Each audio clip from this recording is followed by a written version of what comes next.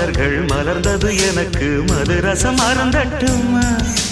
விடுகின்ற வரையில் முடிகின்ற வரையில் கவிதைகள் எழுதட்டுமா முத்தம் என்ற கடலில் முத்து குளிப்போமா அழகு அழகு ஓ நீ நடந்தால் நடையழகு அழகு நெருங்கி வரும் இடையழகு அழகு வேலெறியும் விழியழகு